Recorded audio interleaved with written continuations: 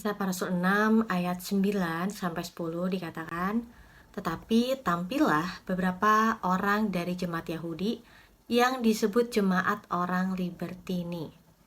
Anggota-anggota jemaat itu adalah orang-orang dari Kirene dan dari Alexandria, bersama dengan beberapa orang Yahudi dari Kilikia dan dari Asia. Orang-orang itu bersoal jawab dengan Stefanus, tetapi mereka tidak sanggup melawan hikmatnya dan roh yang mendorong dia berbicara. Kira-kira seberapa ya dalamnya hikmat Allah dalam diri Stefanus? Ia membuat jemaat orang Libertini tidak dapat sanggup untuk melawan hikmatnya Stefanus dan roh Allah yang menyertai dia. Untuk mengetahui hal itu, kita perlu baca Kisah Para Rasul 7 secara keseluruhan.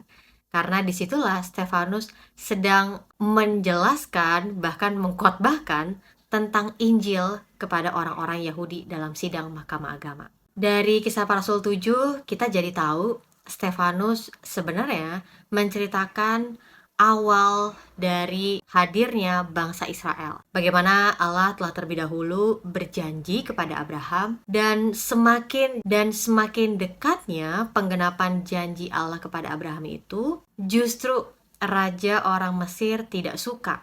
Jumlah orang Israel itu lebih banyak daripada jumlah orang Mesir. Allah memanggil Musa untuk memimpin dan mengeluarkan orang Israel dari perbudakan Mesir. Tetapi meskipun orang-orang Israel itu sudah menyaksikan pertolongan Tuhan dalam hidup mereka, mereka tidak mau untuk mentaati Musa sebagai abdi Allah. Yang artinya mereka juga tidak mau untuk menaati perintah Allah.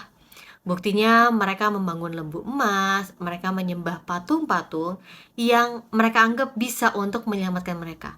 Padahal sudah ada Allah yang disembah oleh Abraham, yang telah mengikat perjanjian kepada Abraham, yang telah menjaga dan memelihara mereka. Akhirnya karena dosa dan kejahatan orang Israel membuat mereka mengalami pembuangan sampai kepada Babel. Kemudian Stefanus juga berbicara mengenai Raja Daud dan Salomo yang ingin untuk membangun sebuah tempat di mana Allah dapat tinggal diam di dalamnya.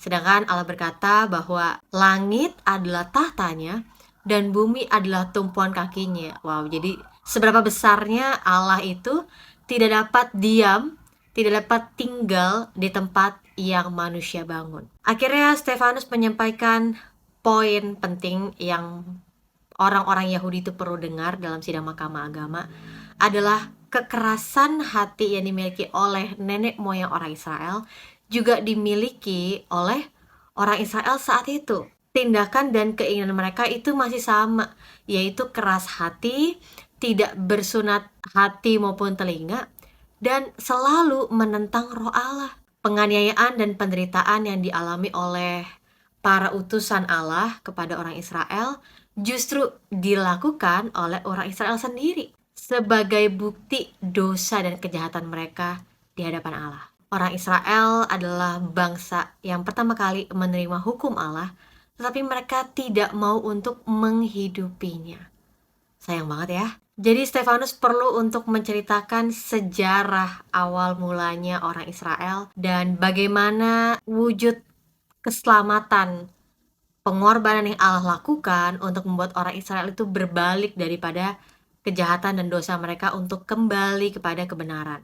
Tetapi kedegilan dan kekerasan hati mereka membuat mereka hanya mau hidup berdasarkan keinginan hati mereka dan rencana hidup mereka, yang berbeda dengan apa yang menjadi desain Allah pada mulanya. Stefanus menyampaikan pesan ini bukan sama sekali untuk menjatuhkan orang-orang Yahudi, orang-orang Israel saat itu, tapi justru ingin membangun mereka untuk mereka dapat kembali kepada kebenaran, untuk mereka meninggalkan kekerasan hati dan kedegilan mereka dan memilih untuk hidup dalam kebenaran. Tetapi mereka justru menyambut pesan Stefanus itu dengan gertakan gigi dan rencana pembunuhan kepada Stefanus. Baru aja Stefanus mengingatkan mereka untuk mereka menerima dan menghidupi kebenaran, tetapi mereka tetap memilih apa yang menjadi keinginan dan rencana mereka, yaitu hidup sesuai dengan apa yang mereka anggap benar.